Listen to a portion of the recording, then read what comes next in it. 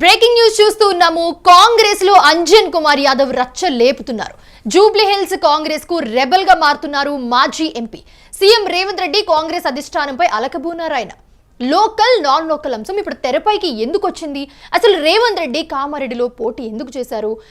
National Herald కేసులో నిందితుడిగా ఉన్నారు అంజన్ కుమార్. ఇవన్నీ కూడా క్వశ్చన్ చేస్తూ ఉన్నారు. అసలు కాంగ్రెస్ లో ఏం జరుగుతుంది, అంజన్ కుమార్ యాదవ్ ఏం చేయబోతున్నారు అనేది ఇప్పుడు క్వశ్చన్ మార్క్ గా మారింది. ఇదే అంశానికి సంబంధించి మనతో మాట్లాడడానికి HCTV CEO శివరాచర్ల గారు అందుబాటులో ఉన్నారు. శివ గారు, ఇప్పుడు కాంగ్రెస్ లో అంజన్ కుమార్ యాదవ్ చేస్తున్న వ్యవహారాన్ని, ఆయన చేస్తున్న తీరుని ఎలా చూడాలంటారు? అంజన్ కుమార్ యాదవ్ గారు క్లెయిమ్ చేసినట్టు నేను 40 సంవత్సరాల నుంచి రాజకీయాల్లో ఉన్నానని చెప్పారు. అది నిజం, మంచి మాట. అయితే కాంగ్రెస్ పార్టీలో ఎవరికి ఎన్ని అవకాశాలు వచ్చినా తాము అడిగింది రానప్పుడు మాత్రము అసంతృప్తి వెళ్ళగలుగుతాను. నేను పార్టీకి ఎంతో చేశాను కానీ పార్టీ నాకు ఏం చేయలేదంటాము. జాతీయ పార్టీల్లో అందులో కూడా కాంగ్రెస్ పార్టీలో మాది అంతర్గిక ప్రజాస్వామ్యం చాలా ఎక్కువ అని చెప్తా ఉంటారు కదా, అది ఎక్కువ కనిపిస్తుంటుంది. అంజన్ కుమార్ యాదవ్ గారు నాకెందుకు టికెట్ రాదంటే కొంచెం ఆశ్చర్యపోయే పరిస్థితి కనిపిస్తుంది. అంజన్ గారు విశ్లేషణ చేసినప్పుడు మీకు ఎందుకు టికెట్ రావాలి అని కాంగ్రెస్ లో ఎవరైనా అడిగితే నేను సీనియర్ని కదా అన్న ఒక ఆన్సర్ తప్పితే ఇంకొక ఆన్సర్ ఉంటుందనేది ప్రశ్న.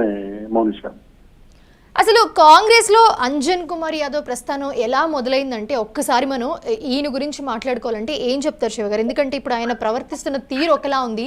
40 ఏళ్ల నుంచి నేను క్రమశిక్షణ గల కార్యకర్తగా కూడా పనిచేశానని ఆయన చెప్పుకుంటూ వస్తున్నారు.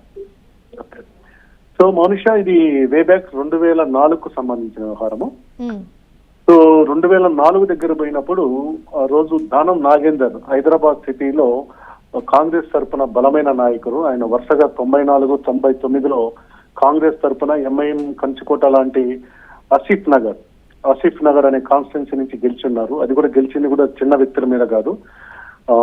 షాదన్ కాలేజీ హైదరాబాద్ చుట్టుపక్కల అందరికీ తెలుసు. షాదన్ కాలేజీ ఓనర్ విరాజిత్ రసూల్ ఖాన్ అని ఉంటారు. ఆయన మీద అంటే MIM మీద ఒకసారి, MBT మీద ఒకసారి గెలిచారు. చాలా పవర్ఫుల్ లీడర్ గా ఉండేవారు. ఆయనకి సహజంగా ఆసిఫ్ నగర్ అంటే హ్యాట్రిక్ కొట్టాల్సిన సీటుని ఆ రోజు కాంగ్రెస్ లో ఉన్న వర్గ గొడవలు, గ్రూప్ రాజకీయాల కారణంగా ఆయనకు ఆ సీట్ ఇవ్వకుండా మధుసూదన్ గుప్తా అని ఒక ఆయనకు సీట్ ఇచ్చారు. అంటే 2 సార్లు, అది 94, 99. అంటే టీడీపీ సునామీ సృష్టించిన 94, మళ్ళీ టీడీపీ గెలిచిన 99లో కూడా హైదరాబాద్ సిటీలో గెలిచిన దానం నాగేందర్ని కాదని ఆ రోజున్న PCC అధ్యక్షుడు D. శ్రీనివాస్ గారి సలహా మేరకు అనుకోలే కాయింద నిర్ణయము. మధుసూదన్ గుప్తాని రాజకీయాల్లో పెద్దగా లేని వ్యక్తికి Asif Nagar seat, Danam Nagender sitting seat ఇవ్వటము. దానం నాగేందర్ అప్పటికే రాజశేఖర రెడ్డి వైఎస్ఆర్ మనిషిగా గుర్తింపు పొంది ఉన్నారు. అతను తిరుగుబాటు చేసి నేను ఇండిపెండెంట్ గా చేస్తున్నానని చెప్పారు. ఈ లోపు ఏం జరిగిందంటే టీడీపీ వాళ్ళు నువ్వు ఎలా ఇండిపెండెంట్ వేస్తున్నావు కదా, మా పార్టీ తరఫున పోటీ చేయి అని చెప్పి బీఫామ్ ఇవ్వటం అతను కూడా తీసుకోవడం జరిగింది. అతను అంటే రాష్ట్రంలో మొత్తం కూడా కాంగ్రెస్ గెలిచి అధికారంలో వచ్చింది. రాజశేఖర రెడ్డి సీఎం అయ్యారు. కానీ ఆసిఫ్ నగర్ లో మాత్రం దానం నాగేందర్ టీడీపీ బీఫామ్ మీద, అది టీడీపీ గెలుపు అని నేను చెప్పను, దానం నాగేందర్ గెలిచారు. ఆ సందర్భంలో ఎప్పుడైతే దానం నాగేందర్ కి ఆసిఫ్ నగర్ టికెట్ ఇవ్వలేదో అప్పుడు ఏం జరిగిందంటే ఆయనకు సికింద్రాబాద్ ఎంపీ సీట్ ఇస్తామని చెప్పి కాంగ్రెస్ పార్టీ ప్రతిపాదించింది. సికింద్రాబాద్ ఎంపీ సీట్ ఇస్తామన్నప్పుడు దానం నాగేందర్ దాన్ని ఒప్పుకోకుండా ఇండిపెండెంట్ గా పోటీ చేసి గెలిచారు. సో మరి ఈ సికింద్రాబాద్ ఎంపీగా ఎవరు పోవాలి అనుకున్నప్పుడు హైదరాబాద్ సిటీ అధ్యక్షుడు, కాంగ్రెస్ పార్టీ అధ్యక్షుడిగా ఉన్న అంజన్ కుమార్ యాదవ్ కి అనుకోని అదృష్టం లాగా సికింద్రాబాద్ ఎంపీ సీట్ దక్కింది. ఆయన రేసులో లేరు. దానికి ఆ రోజుల్లో పార్టీ టికెట్ కోసము అందరూ అప్లికేషన్ పెట్టుకోవాలి. ఆయన అప్లికేషన్ కూడా పెట్టలేదు. దానం నాగేందర్ కి ఇచ్చిన సికింద్రాబాద్ ఎంపీ సీటుని కాదనుకొని ఆయన ఆసిఫ్ నగర్ ఇండిపెండెంట్ గా తర్వాత టీడీపీ బీఫామ్ మీద చేయటం వల్ల వచ్చిన అవకాశం దానం నాగేందర్ కి అనుకోకుండా అంటే యాక్సిడెంటల్ గా జరిగింది. ఆ రోజు దేశం మొత్తం మీద ఉన్న కాంగ్రెస్ వేవ్, సికింద్రాబాద్ అంటేనే బండారు దత్తాత్రేయ ఎప్పటికి 2 సార్లు వరుసగా గెలిచున్నారు. 98, 99లో గెలిచున్నారు, సీనియర్ నేత. ఆయన మీద అంటే కొత్త కుర్రాడు, అప్పటికి ఎంత 35, 40 ఏళ్ళు ఉంటాయి, కొత్త కుర్రాడు, ఇతను గెలుస్తాడు అనుకున్న సందర్భం అందరిని ఆశ్చర్యం చేస్తూ అంజన్ కుమార్ యాదవ్ గారు గెలవటం జరిగింది.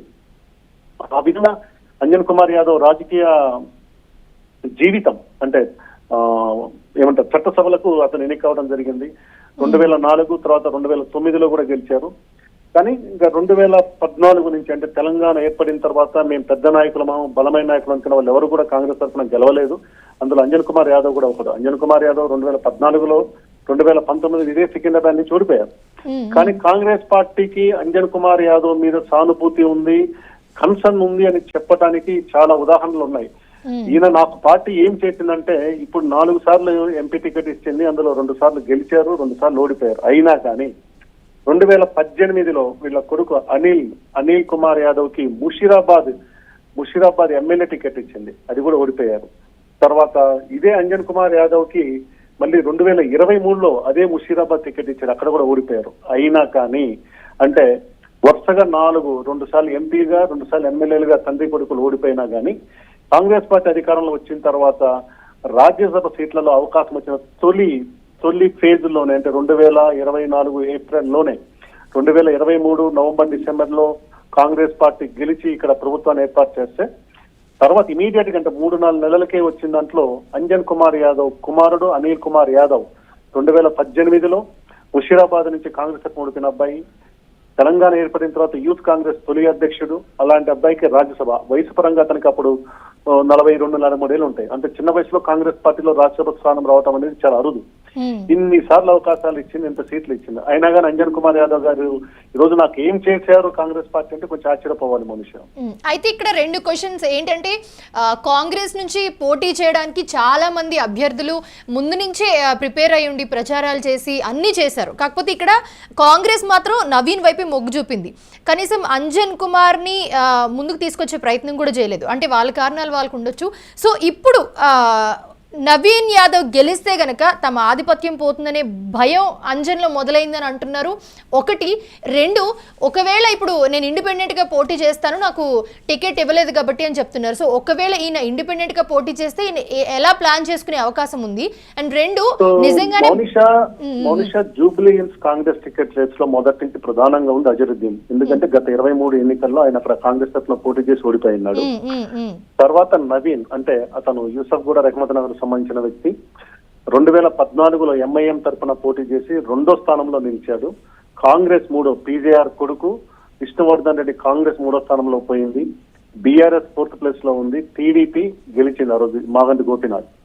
తర్వాత 2018లో ఎంఐఎం సీట్ ఇవ్వకపోవడం వల్ల ఇండిపెండెంట్ గా పోటీ చేస్తే దాదాపు 18,800 ఓట్లు వచ్చాయి. అది జూబ్లీ హిల్స్ లో 18,800 ఓట్లు ఇండిపెండెంట్ రావడం అనేది చాలా రాజకీయంగా చాలా గొప్ప విషయంగా చూడాలి. 2023లో అతను మళ్ళీ పోటీ చేస్తాడు అనుకున్నప్పుడు ఆ రోజు కాంగ్రెస్ పెద్దలు అతనితో మాట్లాడి మనం అధికారంలో వస్తున్నాం, నీకు ఏదో విధంగా న్యాయం చేస్తాం, సహకరించమని చెప్పడంతో అతను అజరుద్దీన్ కోసం పనిచేశారు.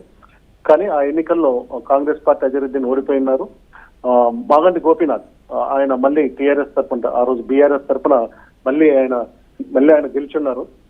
సో ఆ విధంగా వరుసగా 2 సార్లు పోటీ చేసి ఓడిపోయారు. 3వసారి రేస్ లో కాంగ్రెస్ పార్టీ అడగడం కాంగ్రెస్ పార్టీకి సహకరించారు.